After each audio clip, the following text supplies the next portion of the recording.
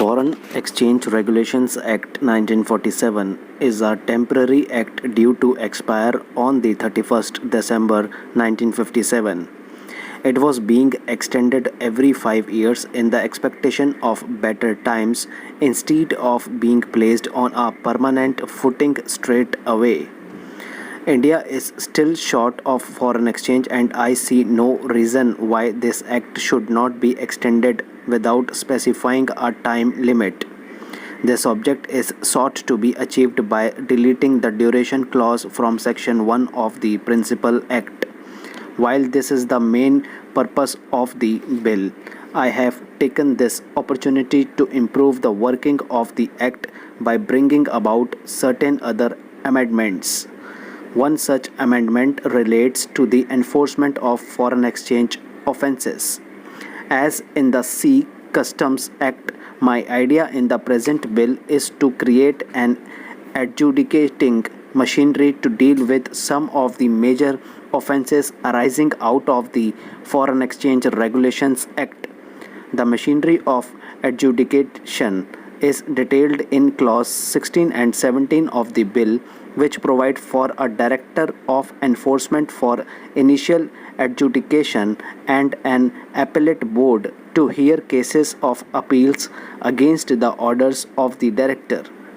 The main reason for creating such a machinery is that we have not been particularly successful with the prosecution of offenders in the courts of law for various reasons.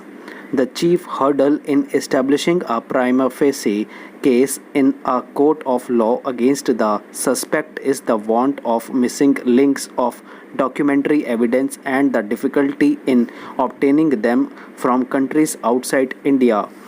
Invariably, the documents obtained from various sources furnish incomplete data, and further documents are required for establishing a prima facie case in a court. Normally, transactions contrary to the regulations are undertaken by persons in India with the direct or indirect collaboration of persons, firms, or corporations resident outside India.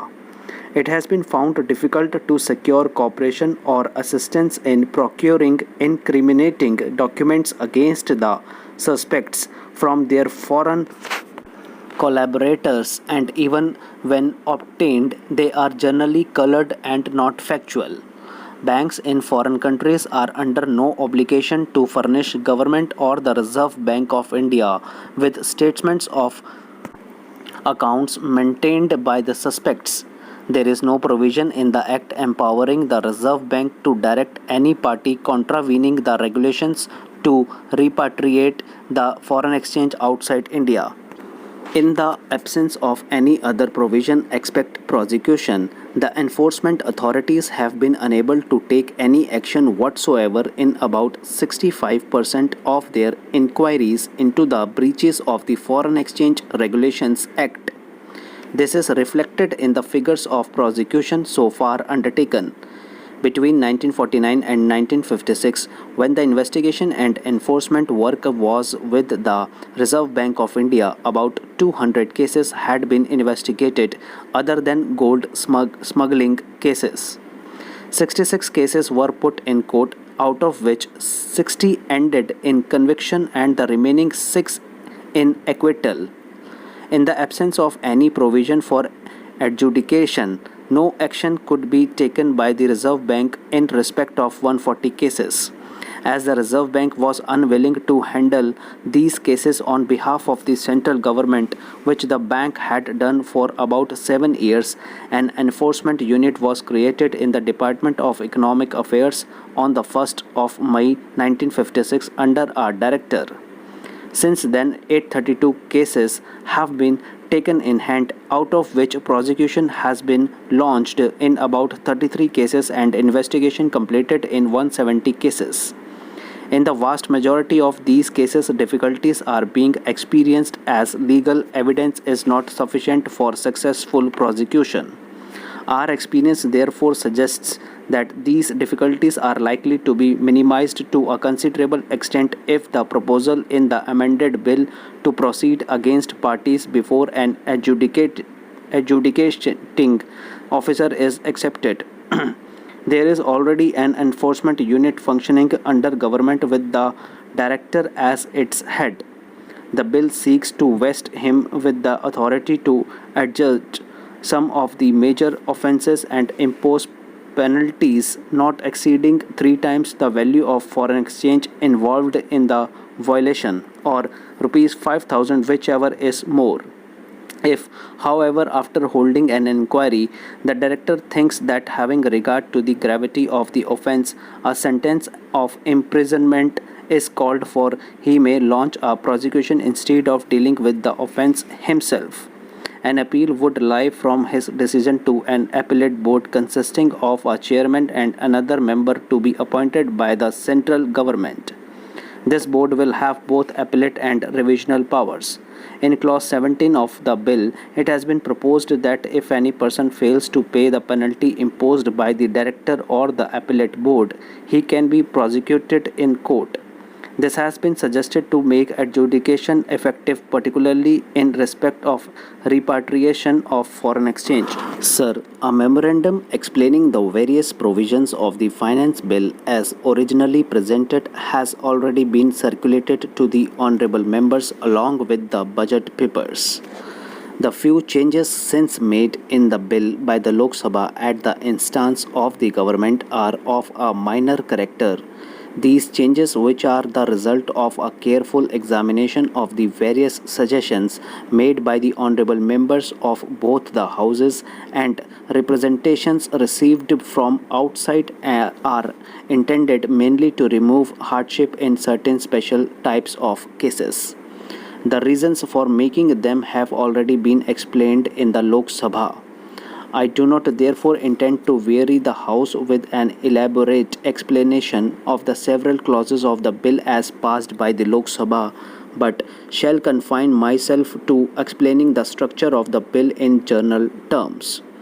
Dealing first with direct taxes, the provisions of the bill are in two parts. One part deals with modifications in rate of taxes. In this category are three provisions. One relates to personal taxes, in which small increases have been made for incomes over rupees 70,000. Another change is a modification in the scheme of corporation taxes. As explained in the budget speech, this scheme is an integrated whole, and the provision for a tax on the occasion of issue of bonus shares follows from the fact that the dividends are based not on capital employed but on the paid up capital.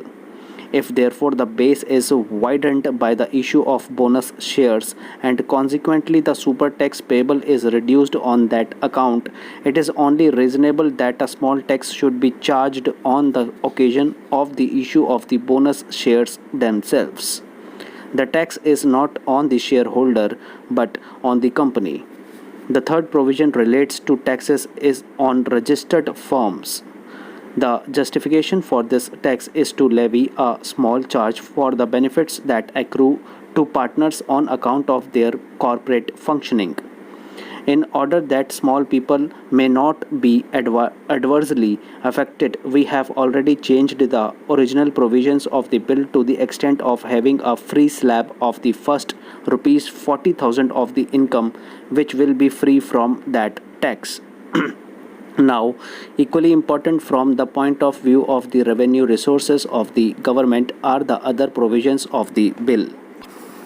The most important of these provisions is the amendment of Section 34 of the Income Tax Act, by which powers are being taken in certain circumstances and with certain safeguards to reopen past cases of tax evasion since the end of the Second World War.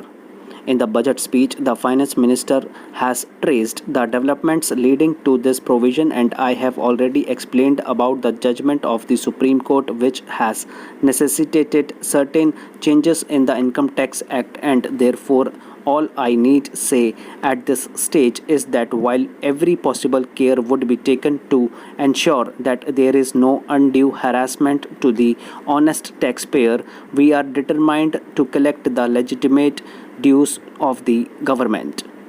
As I have often said before, it is our intention not to collect a rupee more and equally not to collect a rupee less. In this category of provisions should also be included the powers proposed for search and seizure of documents and for obtaining information from banks. The tax on registered firms will also assist in checking a form of legal tax avoidance by which Hindu undivided families create partitions, whole or partial, on paper and then function as registered firms.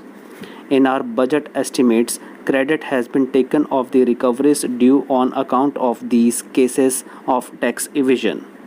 In excises, only three major proposals have been made.